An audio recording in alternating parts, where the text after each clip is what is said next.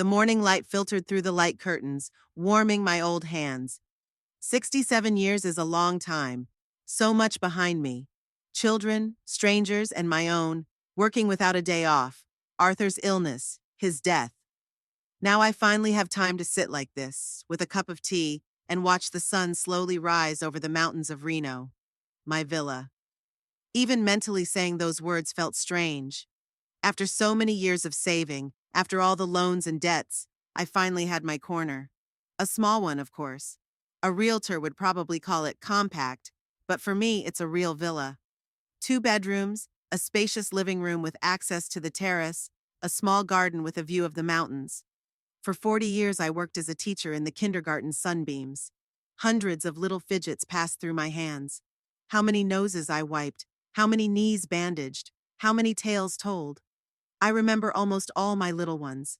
Some now bring me their children, and I see in them the features of those 3-year-olds who once built sandpits in our sandbox. But with my own daughter, it was different. Brielle has always been willful. As a child, it manifested itself in the smallest things. She refused to wear the dresses I sewed at night, wrinkled her nose at my pies, rolled her eyes when I asked her to help clean. Arthur said it was just temperament, that things would get better with age.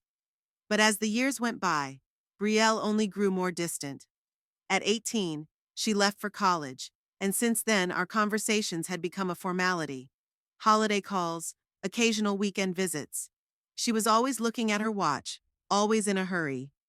Arthur died 5 years ago, and I thought grief would bring us closer together, but it didn't. She stood at the funeral with dry eyes and left the next day, citing an important meeting. Now we communicate once a month, sometimes less frequently. Usually we talk about Arthur's inheritance and the amount the insurance company paid. Brielle thought I should give her the money because I'm old. I don't need much. She has a family, a career, a future. But that's not what I thought. That money was Arthur's last gift to me. He always wanted us to have our own house. "One day, Marion," he'd say, leaning over his blueprints. He worked as a civil engineer. "We'll have a place to watch the sunsets. Definitely with a view of the mountains." When the insurance money came, I didn't put it off. I found this villa, small, cozy, with exactly the kind of view Arthur had dreamed of. Brielle was furious. She hadn't spoken to me in 2 months. "You could have at least consulted me," she shouted the last time we spoke. "Invested in my business, or pay for your grandchildren's education." "Your kids are 16 and 14, I objected then.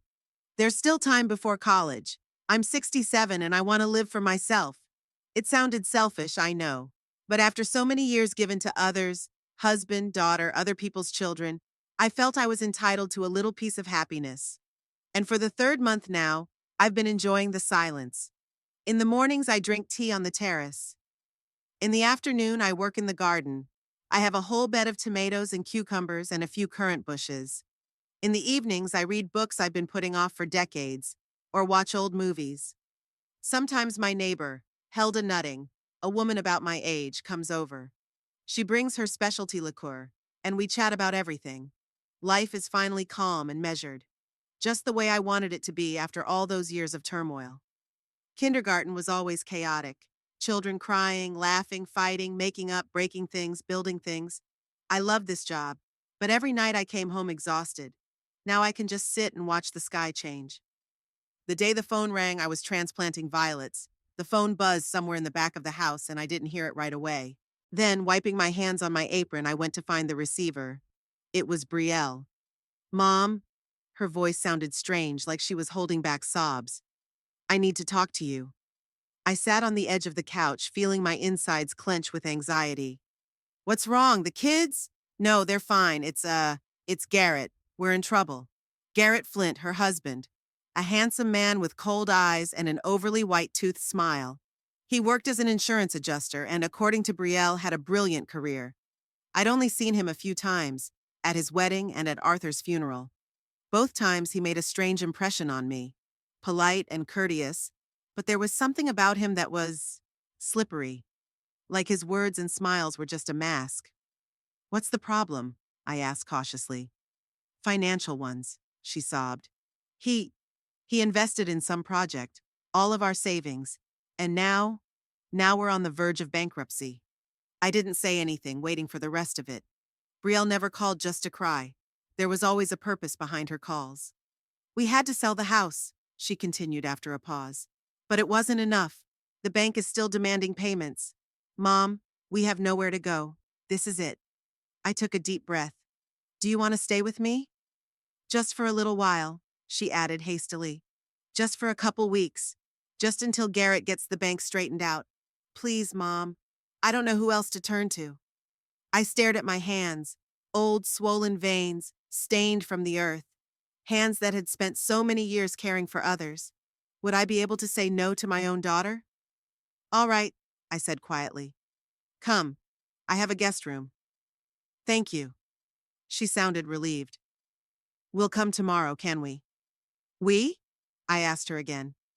You and the kids? A pause. And Garrett too, of course. Her tone became a little strained. We're family, Mom. I closed my eyes. Somehow the prospect of having a son-in-law in my house didn't make me happy. But could I separate my daughter from her husband at such a difficult time?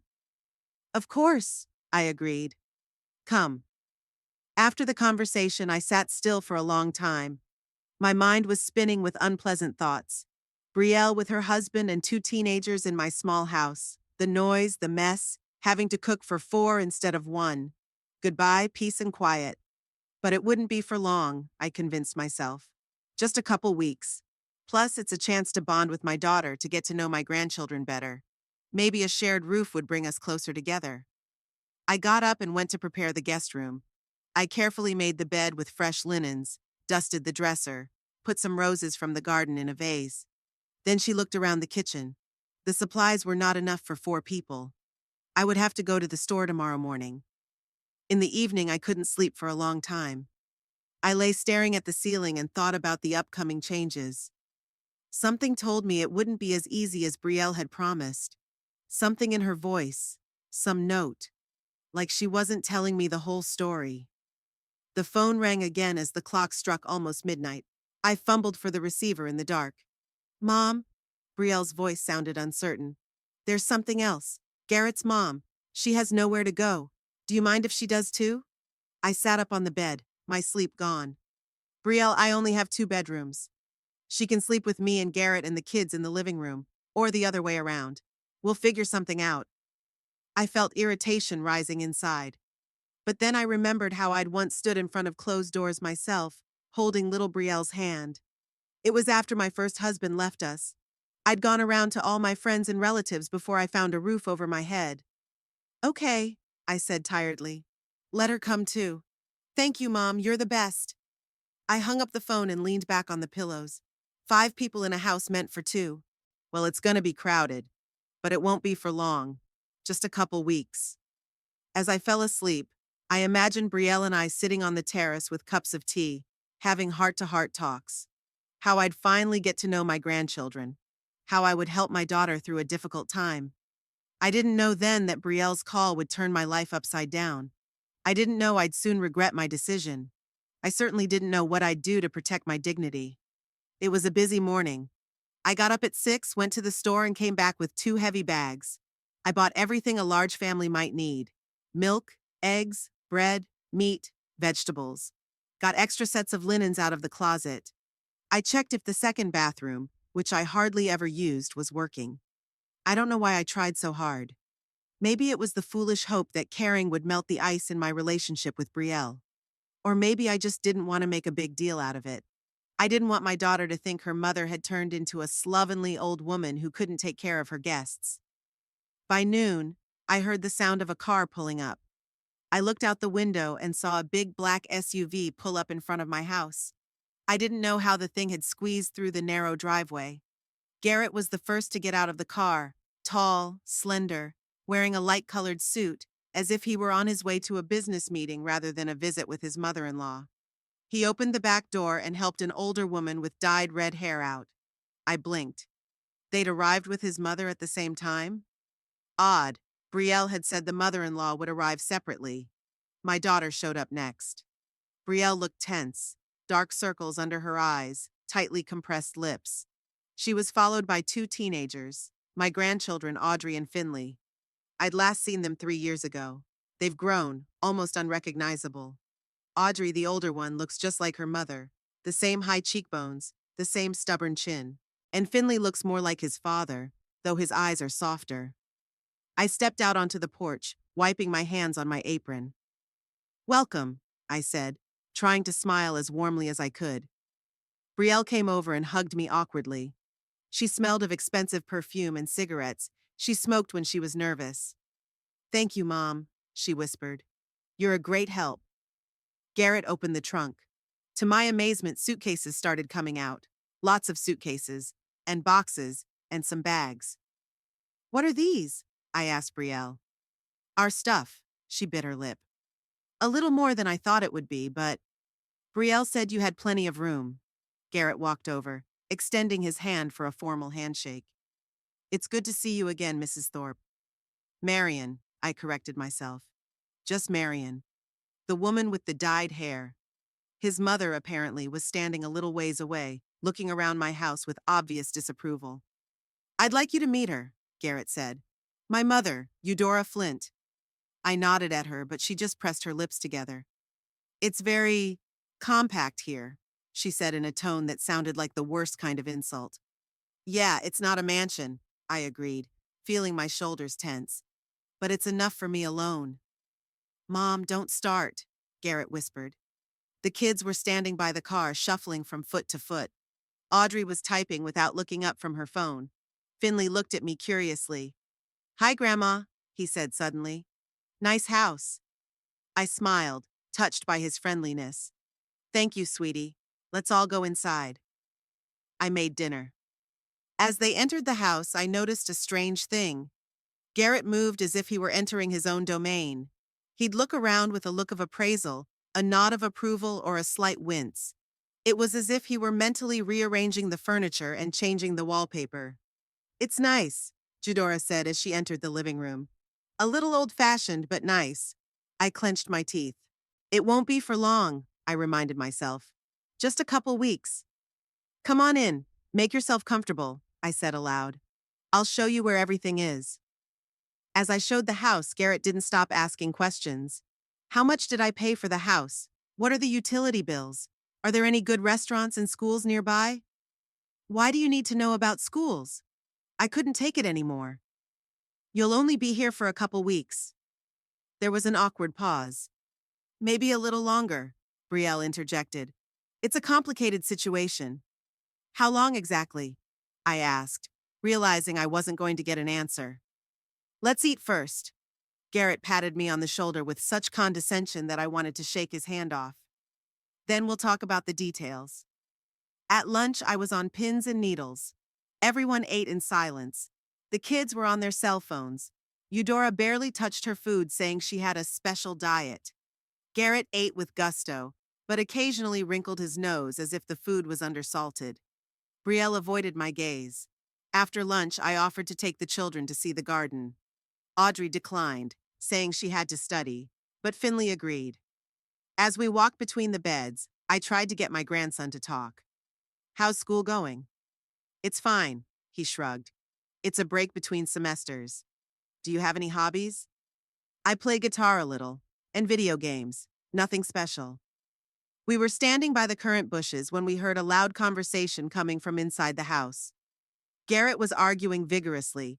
Brielle was responding in short sentences. Finley tensed. "They're going to fight again," he said. "Do they fight a lot?" I asked cautiously. He shrugged. "Dad says they're not fights. They're discussions." But Audrey and I still put our headphones on. In the evening, we sat in the living room, and I finally asked the question that had been bothering me all day. "Brielle, where are you all going to sleep? I only have 2 bedrooms." My daughter exchanged a quick glance with Garrett.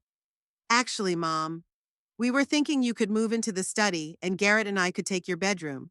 The kids will sleep in the guest room. Eudora will sleep here on the couch." I was stunned. "There's not even a bed in the study, just a cot." "You don't need much," Garrett said. "Brielle and I need space, professional requirements." "What kind of requirements?" "I don't understand." "You're in financial trouble. You're out of work."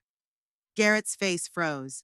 "I'm temporarily between projects, and I need space to explore new opportunities. I felt myself boiling. This is my house, Garrett. I bought it with Arthur's insurance money, and I'm not gonna.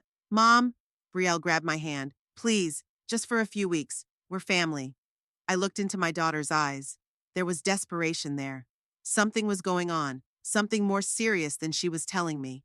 Maybe a threatened divorce. Or was Garrett in trouble? Okay, I gave in. But only temporarily, until you find a place to live. Garrett's smile was like a shark's. Don't worry, Marion. We're already looking. But I could see in his eyes that it was a lie. The next morning, I woke up to a noise. Someone was moving furniture. I struggled to get up from the uncomfortable cot I'd been tossing and turning all night, unable to get comfortable, and walked out of the study. In the living room, Garrett was commandeering Finley and Audrey, who were moving my couch and chairs. What's going on? I asked. Oh, Marion, you're awake, Garrett said. We decided to rearrange the furniture a little. This couch is terribly uncomfortable, and Eudora needs a good night's sleep. But why didn't you ask me? We didn't want to wake you up, he smiled. By the way, do you mind if we rearrange things in the kitchen? The cabinets aren't organized very logically. I stood there not believing my ears. One day. They've been in my house one day and they're already calling the shots. Listen, Garrett, I began, but I was interrupted by the doorbell. A young man stood at the door with a suitcase. Hello, Aunt Eudora, he exclaimed as Garrett's mother came out into the hallway. I'm here as agreed. I shifted my gaze from the stranger to Eudora and back again. Who is it? I asked. My nephew Quentin, Garrett said. I hope you don't mind if he stays here too. He doesn't have a place to stay in Reno. I hesitated, not knowing what to say. There's just no room in the house. He could sleep in the garage, Garrett suggested. There's a cot in there, right? You don't need a car anyway. You don't go anywhere.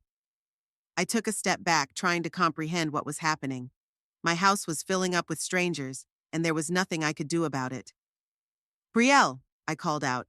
Can I talk to you for a minute? My daughter reluctantly came out onto the terrace. What's going on? I asked. Why is there suddenly a whole crowd in my house? Brielle looked away. I didn't know Quentin was coming. But Garrett has a big family, you know. And everyone's in a difficult situation. What kind of situation? I insisted. There's something you're not telling me. She sighed. Garrett had a bit of a falling out with his business partners. We had to sell the house in a hurry.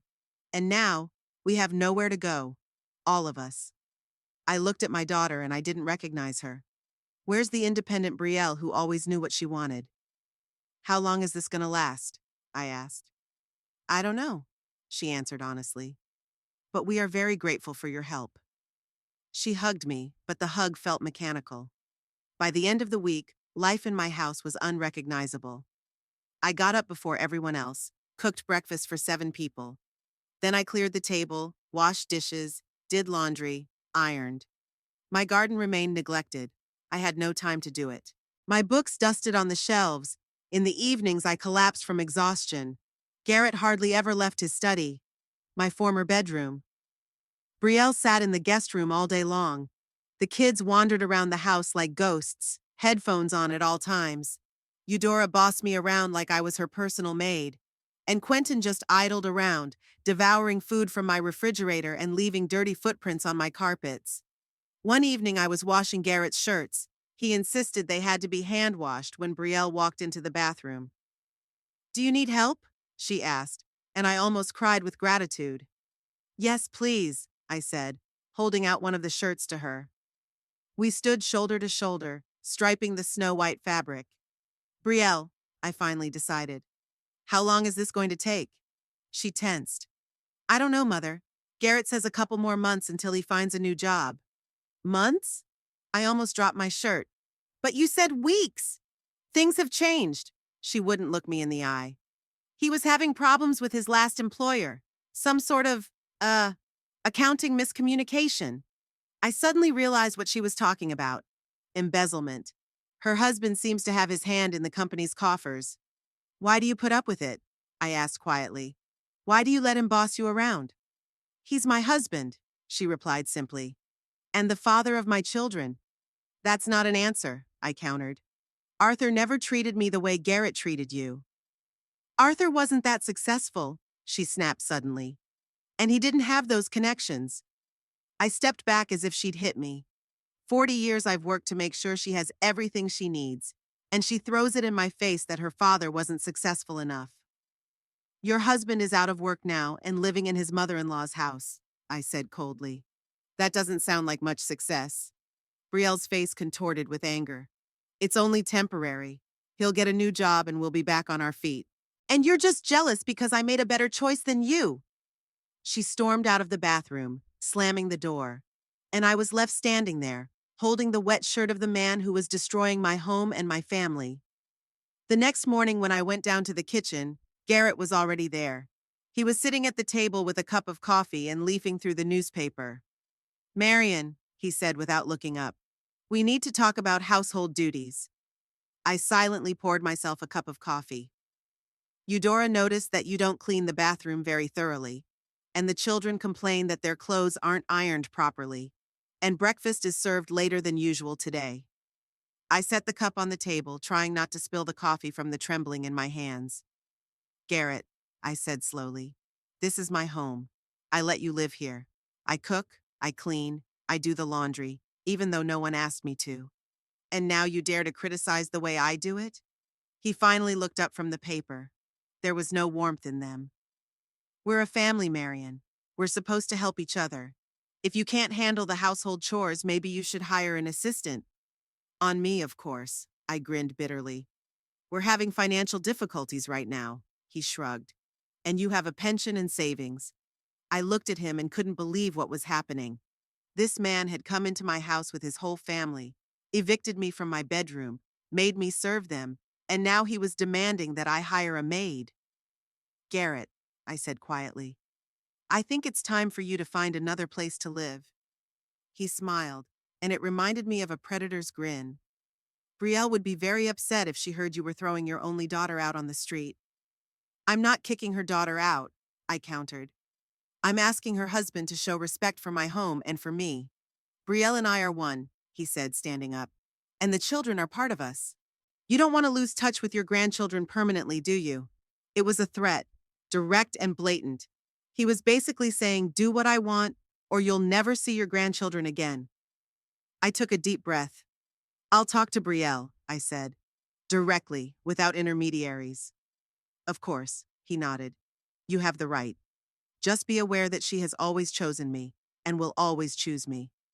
And with those words, he left the kitchen, leaving me with a cup of cooling coffee and the bitter realization that maybe he was right.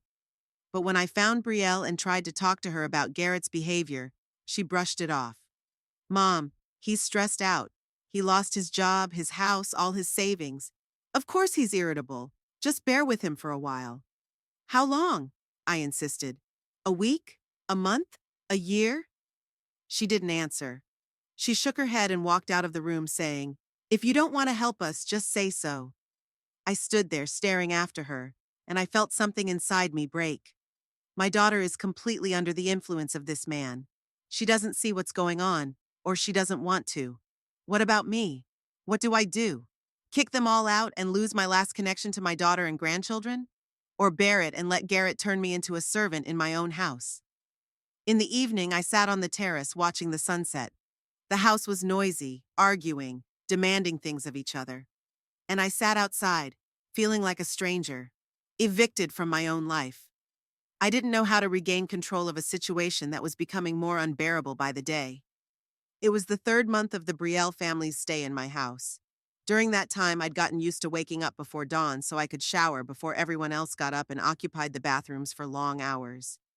At 6:30, I was already at the stove making breakfast for 7 people with different preferences. Eudora would only eat oatmeal with honey and berries. Quentin demanded fried bacon and scrambled eggs. The kids wanted toast and cereal with milk. Garrett preferred a continental breakfast, croissants, cheese, fruit. Ever since Garrett took over my house, money had flowed like water through my fingers. My pension was dwindling, and the savings I'd been saving to renovate the terrace had all but disappeared. I tried to save money by buying discount groceries, but Garrett insisted on certain brands and the freshest produce. Audrey's allergic to cheap preservatives, he'd say. Or, Eudora can only eat organic produce because of her health condition. That morning, I was standing at the stove stirring oatmeal for his mother when I heard Garrett's voice. He was on the phone on the patio. He usually conducted business conversations in my former bedroom, which he'd turned into his office, but now he was outside for some reason. His voice was muffled, but I could hear some of the phrases through the open kitchen window. Look, Denzel, I need more time. No, they don't know anything. Of course there'll be money. You'll get your share as soon as I get this thing settled. I froze with a spoon in my hand. Something in Garrett's tone made me tense. He spoke softly, almost in a whisper, even though no one in the courtyard could hear him. And this talk of money and shares. Garrett abruptly cut the conversation short and walked into the kitchen. I hurried back to stirring my oatmeal. Good morning, Marion. His voice sounded strained. I hope breakfast is almost ready. I have an important meeting today. A meeting? I couldn't hide my surprise. In all these weeks, Garrett had never mentioned any business meetings. Yes, with a potential employer, he smiled, but his eyes remained cold. Not all of us are fortunate enough to retire and live a life of pleasure. It was one of his usual jabs. Over the past months, I'd learned to ignore them. Breakfast will be in 5 minutes, I said neutrally. Wake Eudora up, please, or her oatmeal will get cold. He nodded and went out. I stayed in the kitchen, pondering the conversation I'd overheard. Who was Garrett talking to? And what kind of money was he talking about? Brielle said he was having trouble with his last employer. Something to do with accounting. I was beginning to suspect it was more than a simple paperwork error. After breakfast, when everyone had gone to their rooms, I decided to get some air. I hadn't been out much the last few months. Too much housework. My garden was overgrown with weeds. My tomato bushes withered without watering. But today, I needed some fresh air and to get my thoughts in order. I was walking along the path along the fence when I heard a voice. Hey, neighbor, haven't seen you in a while. Helda Nutting stood at her gate, leaning on her cane. In the past few months, I had hardly spoken to my neighbors. I was ashamed of the constant noise from my house and Quentin's things scattered around the yard. Hello, Helda. I stepped closer. I'm sorry I've been away. You have a house full of guests, I hear. She squinted. Is your daughter and her family here? Yes, and not only that, I sighed. My son-in-law's mother and his nephew. Wow, Helda shook her head. How long are they planning to stay? I shrugged. At first they said a couple weeks. Now it's been 3 months. And you put up with them? Helda was always straightforward. What do I do? Throw your own daughter out? Helda opened the gate. Come in for a cup of tea. Tell me what's going on. Over tea in Helda's cozy kitchen, I talked. I told her how I'd been evicted from my own bedroom, how I'd been forced to cook and clean for the whole family, how my money was being spent. And finally, I couldn't resist sharing a phone call I'd overheard.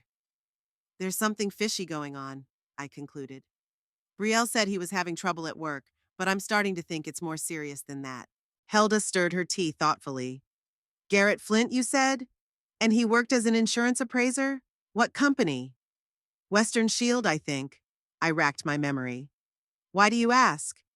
Because I clerked at the county courthouse for 20 years, Helda said. And your son-in-law's name sounds familiar. She got up and went into the other room. She came back with a laptop. Let's see. Helda was typing something, squinting through her glasses. Aha!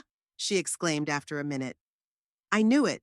Garrett Flint, the insurance appraiser for Western Shield, was involved in an insurance fraud case 3 years ago. I went cold. What kind of case?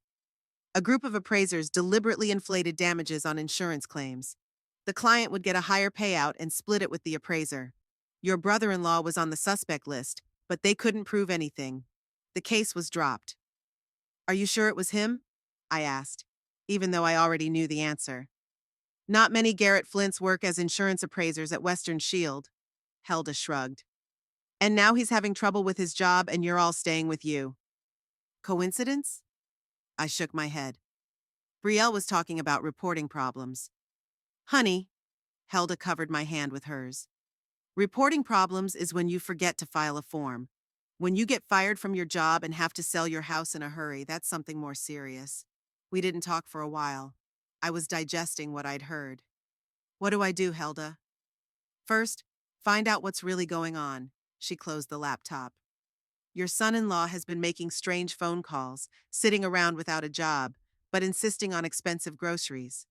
Maybe he has a source of income you don't know about. And maybe your daughter isn't aware of it either. When I got home, my mind was spinning with anxious thoughts. Was Garrett really involved in the fraud? And did Brielle know about it? I quietly entered the house and heard Garrett talking on the phone in the living room. Loudly this time, confidently. Of course I'll consider your offer, he was saying. The terms look attractive. Yes, I can start shortly. When he finished talking, I entered the room. Good news? I asked. Great, Garrett smiled broadly. I'm getting a job at Atlantic Shield. It's a big insurance company, even better than Western Shield. Better position and higher salary. Congratulations, I said. So you'll be moving out soon? His smile faded a little. Not so soon, Marion. I have to get a few paychecks first. Find a suitable place to live. I think we'll be your guests for another 3 or 4 months. I felt my insides clench. A few more months of this nightmare. Garrett, I began cautiously. Why did you leave the Western Shield? He tensed slightly. The management and I had a difference of opinion on some work issues. What kind of issues? I insisted. Garrett's gaze became sharp as a blade. It's none of your business, Marion. Professional disagreements happen. Brielle had mentioned something about accounting problems. I didn't back down. Were they serious problems? Serious enough that I had to leave, he cut me off. But not enough to stop me from finding a new job. Now, if you'll excuse me, I have things to do. He left the room, leaving me feeling like I'd just stepped into a minefield. That evening, Garrett announced that we were having a family dinner in honor of his new assignment. I spent the afternoon in the kitchen preparing his favorite roast and baked potatoes. Brielle baked the cake, the only thing she helped me with. At dinner, Garrett was in high spirits. He talked about his new position, about his prospects, about the house he and Brielle would buy when they got back on their feet. I think we need something big with a pool, he said, cutting off a piece of roast.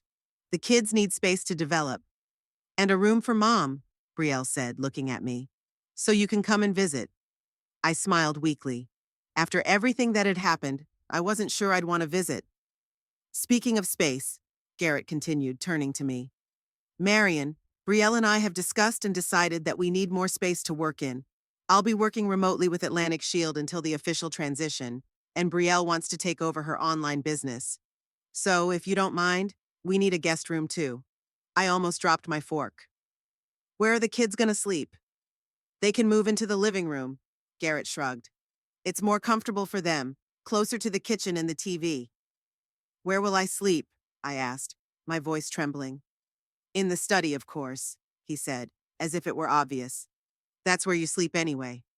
But if the children move into the living room, and you and Brielle take both bedrooms, where will Eudora and Quentin sleep? Quentin can sleep in the garage like he does now, Garrett said, and Mom will move into the study. With me? I couldn't believe my ears. There's only one cot in there. We could put another one in there, Brielle said. It's big enough. I looked at my daughter, trying to see if she was joking, but her face was serious. Brielle, I said slowly, are you suggesting I sleep in the same room as Eudora, on a cot, in my own house? Mom, it's temporary. Her voice sounded irritated. We all make sacrifices. What sacrifices is Garrett making? I asked directly. Or you? You took my bedroom. Now you're taking the guest room. I cook, I clean, I do laundry. I pay for groceries and utilities. Where are your victims here? There was a heavy silence at the table. The children looked down at their plates. Eudora pressed her lips together. Quentin grinned openly. Marion, Garrett's voice became soft, almost ingratiating.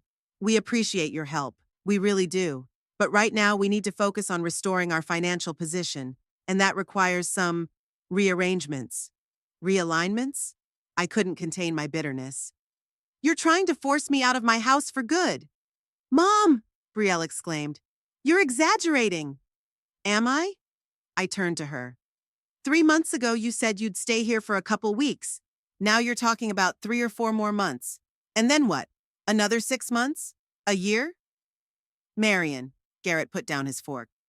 If it's so hard for you to help your own daughter in her time of need, maybe you should look for another solution, like selling this house. I got cold feet. What? The house is too big for you alone, he continued. You could sell it, buy yourself a smaller apartment, and use the rest of the money to, well, help us with the down payment on a new house. I couldn't believe he was serious, but I could see it in his eyes. This is my house, I said quietly but firmly. I bought it with Arthur's insurance money, and I'm not going to sell it. That's too bad. Garrett shook his head. It would have been a smart decision. I don't have to make reasonable decisions by your standards, Garrett, I countered. And I'm not going to let you control my property. Mom! Brielle looked at me with indignation. Garrett was just suggesting an option. We really need help. I've been helping you for 3 months now, I replied. Feeding you, putting a roof over your head. But there's a limit to what I can give. Of course, Garrett grinned. Everyone has a limit to their generosity, even mothers. His tone was so condescending that I felt myself blush with anger. Don't you dare talk to me like that in my house, I said. Your house, he stretched out. Like we don't know where the money to buy it really came from. What do you mean? I didn't understand what he was getting at. Arthur was just a mid-level engineer. Garrett smiled, but his eyes remained cold. How did he get that kind of insurance? Unless, he'd killed himself on purpose. The blood rushed from my face. How dare you? Garrett! Brielle shouted at him. That's too much. I'm just saying that there are different ways to get money, he shrugged. And they're not always completely legal or ethical. I looked at this man and couldn't believe that my daughter had tied her life to him, that my grandchildren are growing up with a father like that. Arthur died of a heart attack, I said icily. He worked his whole life to provide for his family, unlike some people. Are you saying I don't provide for my family?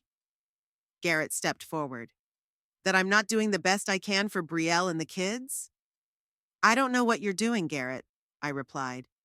But something made you lose your job and your home. And I'm beginning to suspect that it's not just a disagreement with management. There was silence at the table again. Garrett slowly set aside his knife and fork.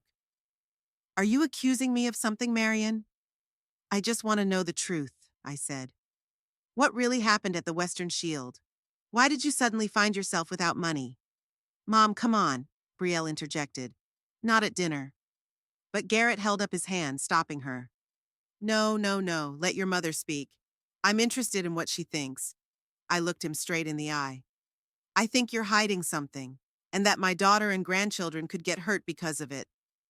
Garrett's face contorted with anger for a moment, but he quickly pulled himself together. You're wrong, Marion, he said calmly. But I understand your concern. After all, you are a mother. Though not the most caring, judging by how easily you're willing to put your daughter and grandchildren out on the street. I'm not putting anyone out, I countered. I just want clarity and respect. Respect has to be earned, he said. All I see so far is an old woman who clings to her house more than her own family. Garrett! Brielle was finally indignant. Don't talk to my mom like that. Why? He turned to her. She's accusing me of some shady business without even knowing the whole situation. Or are you on her side? Brielle hesitated, shifting her gaze from her husband to me and back again. And in that moment, I realized I'd lost. My daughter will never choose me. I just want you both to calm down, she said finally. I'm perfectly calm. Garrett leaned back in his chair. And I generously forgive your mother for her suspicions. After all, old age is not fun. My brains aren't what they used to be. I got up from the table. Dinner is over, I said quietly. You can clear the table yourself.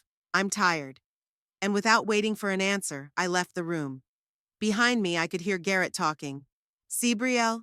That's how your mother takes care of the family. The first time she gets in trouble, she drops everything and leaves. I closed the study door behind me and leaned against it, tears streaming down my cheeks. This was my home, mine. And I'd let this man take it over, humiliate me, fight with my daughter. But worst of all, Brielle didn't stand up for me. She sat there, silent, letting her husband insult her mother. It was as if there was no connection between us, no love. That night I couldn't sleep for a long time. I lay on the uncomfortable cot and stared at the ceiling, trying to decide what to do next. Helda's words echoed in my head. Find out what's really going on. But how? Garrett was clearly hiding something and he wasn't going to share his secrets with me.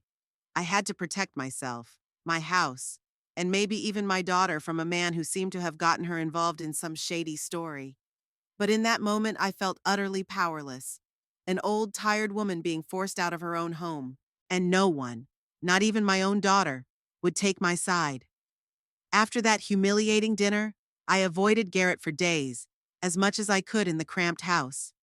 I kept cooking and cleaning, but I did it in silence, never looking up. I didn't want him to see my anger. I'd rather let him think he'd broken me, that I'd accepted my position as a servant in my own house. Brielle tried to talk to me the second day. She approached me in the kitchen as I was washing dishes. Mom, she began gently, are you still mad? No, I lied. I'm just tired. Garrett didn't mean to hurt you. She put her hand on my shoulder. He's under a lot of pressure too. This new job, moving, a lot of stress. I stayed silent, concentrating on scrubbing the burnt sauce off the pan. What was the point of arguing? Brielle would always find an excuse for her husband. We can postpone the rearrangement, she added more quietly. We can talk about it later when everyone's calmed down. As you wish, I shrugged. It's your decision. She frowned, not expecting such obsequiousness. Mom, are you okay? You seem different. I'm perfectly fine, I forced out a smile. I just realized there was no point in resisting. You and Garrett would do it your way anyway. Brielle looked puzzled but satisfied. We don't want to hurt you. It's just a difficult time for all of us. Of course, I nodded. I understand. When she left, I continued washing the dishes, but my thoughts were far away. I was beginning to realize that the only way to regain control of my life was to gather information about Garrett's dark dealings. He was clearly hiding something, and if I could find out what, I'd have leverage. The next day, after waiting for everyone to leave Garrett to meet his new employers, Brielle to go shopping, the kids to the movies with Quentin and Eudora for her weekly manicure, I cautiously entered my former bedroom, now Garrett's office. The room had changed beyond recognition.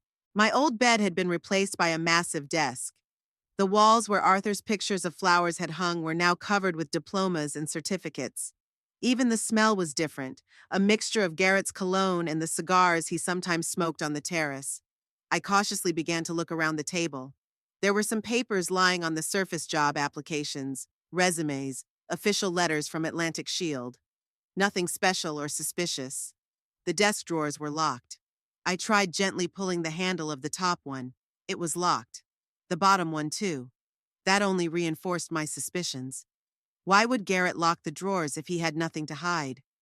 I looked around for the key, checked all the obvious places, the vase on the desk, the bookshelf, the pockets of the jacket hanging on the back of the chair. Nothing. As I was about to leave, I noticed a small jewelry box on the top shelf. Standing on my tiptoes, I reached in and carefully removed it. Inside were cufflinks, a few coins, and a small key. My heart began to race. I went back to the desk and tried the key in the lock of the top drawer. It went in perfectly. As I turned the key, I heard a quiet click and pulled the handle. Inside the drawer were folders of papers. I carefully pulled the top one out and opened it. They were some kind of financial statements, but not the usual ones. Amounts of insurance payments, client names, dates, and 2 columns of numbers. One official, the other, labeled with the initials GF, with amounts much smaller. I flipped through the files, dozens of cases. The difference between the official damage estimate and the real one was sometimes as much as 50%. The second drawer contained even more interesting papers. A letter from Western Shield's management demanding an explanation for the discrepancies in the reports. Copies of emails from clients thanking them for their help and promising to thank them back. And most importantly, a list of names with amounts and dates, clearly records of bribes received. My hands were shaking as I took my phone out of my pocket. I started taking pictures of the documents, trying to do it quickly but carefully so that the text would be readable. Page after page, letters, reports, lists. When I finished, I carefully put all the documents back in their places, closed the drawers, and put the key back in the box. Then I looked around the room, making sure everything looked exactly as it had before my intrusion, and quietly walked out. In my office, now the small room where I had slept, I scrutinized the photographs I had taken. I now had proof that Garrett had systematically engaged in insurance fraud. He'd been inflating claims, taking bribes from clients, and apparently sharing them with someone at the company who'd turned a blind eye. But what do I do with this information? Go to the police? What if Garrett finds out I ratted him out? He could turn Brielle and the kids against me. I risk losing them forever. No, I need a different approach, a more subtle one. And I'm gonna need help. First thing I did was visit Helda again. I showed her some pictures, not all of them. Didn't want to get her too involved in case there was trouble. "This is serious, Marion," she said, handing me back my phone. "Your brother-in-law is a crook. A big one, judging by the sums involved." "What do I do?" I asked. "Go to the police?" Helda thought about it. "That's one option, but there are others. For example, the insurance company. I'm sure they'd be very interested to know what their former employee was doing." "And the new company? Atlantic Shield? They all the more need to know who they're hiring." Helda nodded. "But you need support. Someone inside the insurance business who could help get the information right." I thought back to the parents of the kids I'd once raised. Many of them worked in different areas of Reno: lawyers, doctors, businessmen. Some were probably involved in the insurance business. "I think I know who to contact," I said. At home, I pulled out the old address book where I kept my parents' contacts. Some of the numbers were no longer valid. It had been too long. But a few people answered my calls. "Mrs. Thorpe?" Eliza Pemberton, Daisy's mother, who had attended my group 15 years ago, asked in surprise. "No! How lovely to hear your voice." "Likewise, Eliza," I smiled into the phone. "How is Daisy?" "She's fine. She's graduating from college and getting married this summer. You should come to the wedding." We talked about life for a while, and then I gently steered the conversation in the right direction. "Elise, I remember your husband worked in the insurance industry?" "Yes, he still is. He's now a department manager at Horizon Insurance. Why?" "I need some advice," I said. "Professional advice on a delicate matter. It has to do with my son-in-law and possible, irregularities in the insurance business." Elise was quiet for a moment. "That sounds serious. I think Roger would be happy to talk to you. You did so much for us when Daisy was little." The next day I met Roger Pemberton at a small cafe on the outskirts of Reno. I chose a place farther away from my neighborhood. I didn't want to risk a chance encounter with someone from Garrett's family. Roger, a tall man with graying hair, listened carefully to my story and looked at the pictures of the documents. "It's a classic scheme," he said, handing me back my phone. "The appraiser overstates the damage, the client gets a bigger payout and splits the difference. We run into it all the time, but rarely do we catch fraudsters red-handed." "What would you do if you were me?" I asked. "You have two ways." He sipped his coffee. "The official way is to go to the police or the insurance fraud department. And the unofficial way is to talk to the management of Western Shield and Atlantic Shield." "Which is more effective?" "Depends on your goals." Roger shrugged. "You want him to go to jail? Go to the police. Want to just get rid of him in your house? Perhaps a hint to your new employers that you know about his past would be enough." I've been thinking. What did I want? Justice, of course. But above all, to get my home and my life back. And if possible, to protect my daughter from the consequences of Garrett's actions. "What would happen if I joined his new company?" I asked. "They'll probably cancel the contract if it's not already signed. If it is, they'll find a way to fire me without a public scandal. Insurance companies care a lot about their reputations." "And then?" "Then your son-in-law will have a very hard time finding a job in the insurance industry. Word travels fast." I nodded. It was an option. Take away Garrett's new job, put him on the spot. But it wasn't enough. What if I wanted him to take a more serious punishment? Roger looked at me carefully. "Then you'll have to go through official channels. But I must warn you, it's a long process. The investigation could take months, and all the while, he'll know you filed a report against him. I pictured Garrett raging in my house when he found out I'd betrayed him, how he'd turn Brielle and the kids against me. No, that's not an option. There's a third way, Roger added suddenly. An anonymous tip to the IRS. From the numbers I saw in the photos, it's unlikely that your son-in-law declared his income. And the IRS doesn't like it when money is hidden from them. That sounded promising. An anonymous tip. No one will know it was me who turned him in. How do I do that? I can help. Roger smiled. Draw up a proper statement. Point out specific violations. I have contacts at the IRS. Not for protection, of course, just to make sure the message gets noticed. Would you do that for me? I was touched by his willingness to help. After you spent 3 years putting up with Daisy's tantrums and teaching her how to tie her shoelaces? He laughed. It's the least I can do for you. We agreed that I would send him all the pictures and he would compile a statement and give it to his contact at the IRS. Anonymously, without mentioning my name. When I got home, I felt different. No longer a helpless victim, but a man with a plan, a secret weapon. I had to act normal, don't arouse suspicion, so I continued to cook, clean, do laundry. But now there was hope inside me that things were about to change. Garrett, unsuspecting, was becoming more and more brazen. A few days after my conversation with Roger, he announced at dinner that moving the kids into the living room needs to be expedited. I have an important video conference with new colleagues next week, he said without looking at me. I need a quiet, personable space. The guest room will be perfect. Of course, darling, Brielle said. We'll get everything ready. I ate the soup in silence, not looking up. Let them think they'd broken me. The next day, they moved the children's things into the living room.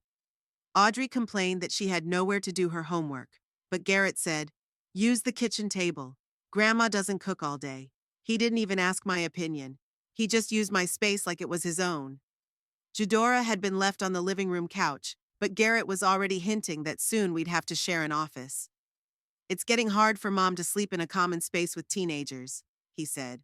They're too loud, too late to bed. I just nodded, agreeing with everything. Outwardly submissive, inwardly preparing to take decisive action. Every morning I checked my phone, waiting for a message from Roger. Finally, a week after we met, it came. Application has been submitted. Expecting a response in the next few days. I quickly deleted the message and went back to making breakfast.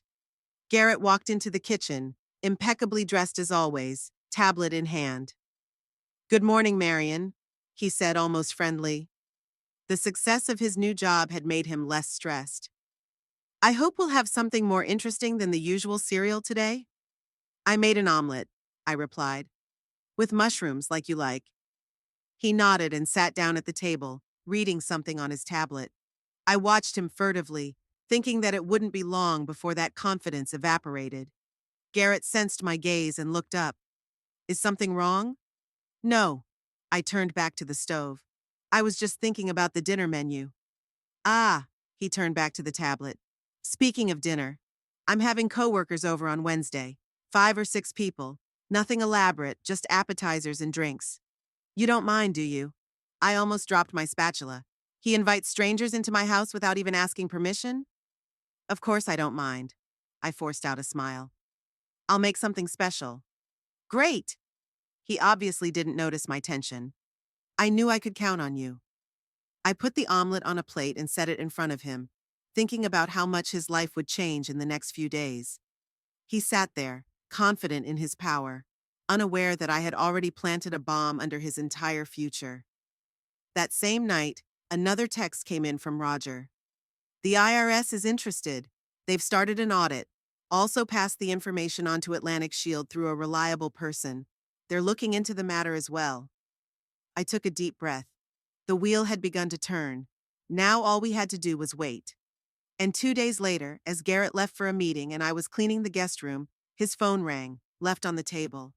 I wasn't going to answer it, but I glanced at the screen. It was Atlantic Shield. My heart raced. Was it already?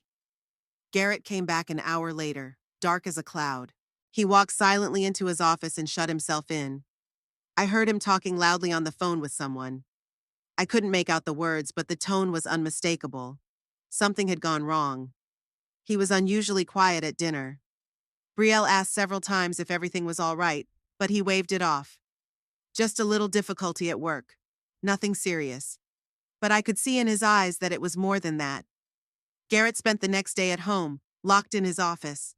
The door slammed a few times, muffled curses. Then the doorbell rang in the evening. I opened the door and saw two men in strict suits with folders in their hands. "Good evening," one of them said. "We're from the IRS. We need to speak to Mr. Garrett Flint. Does he live here?"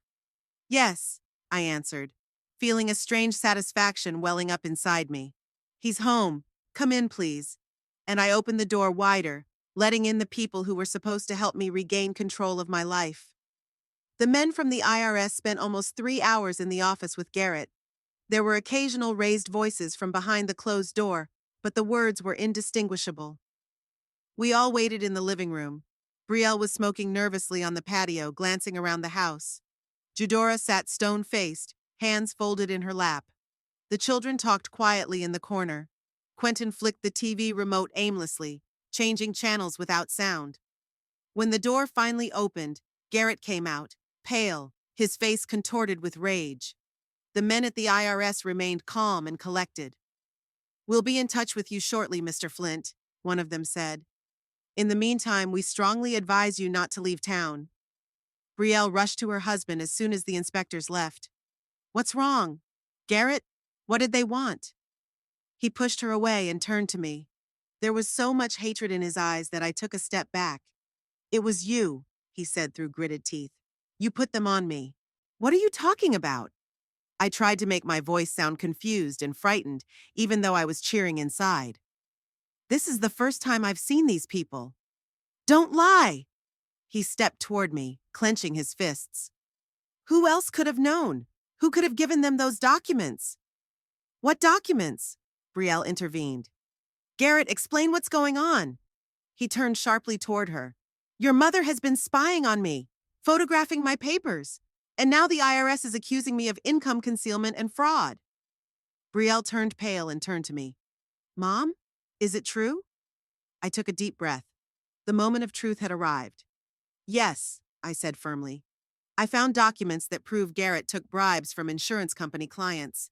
He was defrauding his employer and the IRS, and I suspect he was cheating you too, Brielle."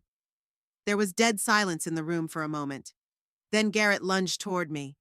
I thought he was going to hit me, but Finley suddenly stepped between us. "Don't hurt Grandma," my 15-year-old grandson said in a shaky but determined voice. "Get out of my way," Garrett growled.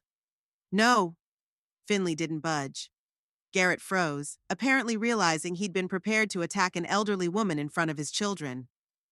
"Brielle," he turned to his wife, breathing heavily. "Pack your things. We're leaving. Now."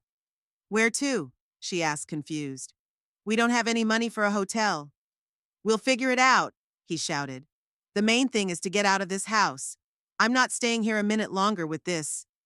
He paused, apparently hesitant to utter the swear word in front of the children. I turned to my daughter. "Brielle, wait. We need to talk." "There's nothing to talk about," she said, though her voice trembled. "You betrayed my family." "I was protecting you and the children," I countered.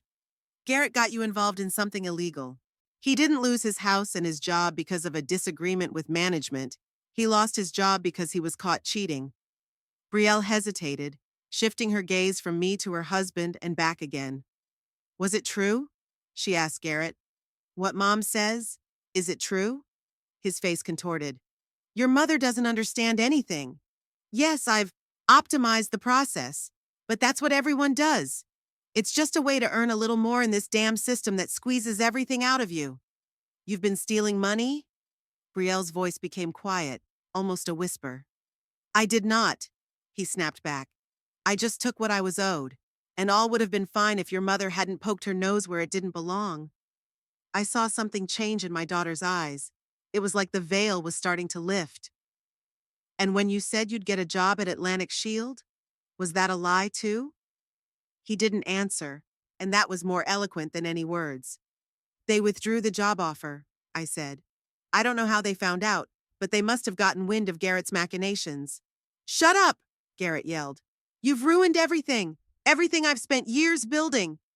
"You ruined everything with your greed and your lies," I said calmly. "And you almost took my daughter and my grandchildren with you." Brielle stood between us, confused and lost. I could see the struggle in her eyes. Part of her still wanted to believe her husband, and part of her was beginning to realize the truth. "Brielle, listen to me." I stepped toward her. "You can stay here with the kids. Garrett will have to leave. He'll face an investigation, possibly a trial. But it's not you and the kids' fault. You can stay with me until things are sorted out." That offer didn't come easily to me. After everything that had happened, what I wanted most of all was peace and quiet. But she was my daughter. Blood is not water. No matter how angry I was at her, I couldn't just put her out on the street. Garrett laughed, cold and hard. "Really? After she ruined our lives, you're willing to accept her help? She chose her home over us, Brielle. Over you and the kids." "Don't distort the facts," I objected. "I chose truth and law over fraud and lies." Brielle looked at both of us, and I could see how hard it was for her to make up her mind. Finally, she turned to me. "You knew what you were doing when you turned Garrett in," she said quietly. "You knew it would affect us too. The kids." "I knew he'd get caught sooner or later," I said. "And then you'd be worse off. I wanted to protect you." "Protect me?" She grinned bitterly. "Or revenge for the way we treated you the last few months?" I couldn't lie. Of course, there was some revenge in my actions. For the humiliation, for the way they'd evicted me from my bedroom, the way they'd forced me to serve them. "Probably both," I admitted. "But most importantly, I wanted to take back control of my life, my home." "Your home is more important than your family," Brielle said, and it wasn't a question. "And your husband is more important than your mother," I parried. We were standing across from each other, and there was a chasm between us that I felt I could never bridge. "We're leaving," Brielle said finally. "All of us, now." "Where are you going?" I asked, feeling my heart clench. "Not your concern," she said. "Kids, pack your things." Audrey stood silently and walked toward the stairs. Finley lingered, looking at me with a strange mixture of pity and understanding. "Grandma," he began. "Finley!" Garrett shouted at him. "Upstairs now." The boy gave me one last glance and followed his sister. The next half hour passed like a blur. They were packing, bringing down the suitcases, taking out the boxes. I sat on the terrace, staring at the sunset, unable to watch my family leave me. When everything was ready, Brielle came up to me. Her eyes were red. She had cried while she was packing. "We're leaving," she said formally, as if I hadn't seen them loading things into Garrett's car. "I can see that," I nodded. We were silent for a moment. So many unspoken things hung between us. "I never thought you'd do this," she said finally. "That you'd choose the house over us." "I never thought you'd choose a crook over your mother," I said quietly. "He's my husband. And I'm your mother." There was silence again. We looked at each other, two women of different generations with different values and priorities. "Goodbye, Mom," Brielle said and turned to leave. "Wait," I stopped her. "The children. It's not their fault.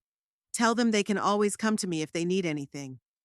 She nodded without turning around and walked to the car. Through the window, I watched Audrey and Finley turn around to take one last look at the house. At me. I raised my hand in a parting gesture. Finley waved back, but Audrey turned away. The car pulled away, taking my family away. I didn't know if I'd ever see them again. I didn't know if Brielle would ever forgive me. I didn't know what would happen to Garrett, whether he'd go to jail, or if he'd somehow get away with it this time. All I knew was that I was the lady of my house again, and that cost me my family. For the first few days after they left, I wandered around the empty rooms like a ghost. I cleaned up their scattered belongings, washed the traces of their presence. I returned my clothes to the bedroom, put fresh linens on the bed. But I didn't feel the joy of regained control. Only emptiness. Helda visited me a week later. She brought her liqueur, sat with me on the terrace. "How are you?" she asked me straightforwardly, in no uncertain terms. "I don't know," I answered honestly. "I got my house back. But I lost my daughter and my grandchildren. They'll understand. Helda poured the liqueur into 2 glasses. In time, especially when they learn the truth about their father. And if they don't? I took a glass but didn't drink. What if Brielle never forgives me? Then that's her choice, Helda shrugged. You did what you had to do, protected yourself. And you destroyed your daughter's family. No, Helda shook her head. Her family was destroyed by Garrett's machinations and lies. You just exposed the truth. I wasn't sure it was comforting, but I took it because there was no other. I learned from Roger that Garrett was facing criminal charges. He was facing a hefty fine and possibly jail time. Western Shield filed a civil suit for damages. No insurance company would hire him again. What would happen to Brielle and the kids? I asked Roger when he called to break the news. If they weren't involved in his schemes, nothing, he replied. But they're going to have a hard time financially. I tried calling my daughter, but she wouldn't pick up. I sent messages and they went unanswered. Only once, about a month after they left, I got a call from Finley. Hi, Grandma, he said quietly. How are you? I miss you, I answered honestly. How are you? Where are you right now? We're at Aunt Linda's in Carson City, he said, referring to Garrett's sister.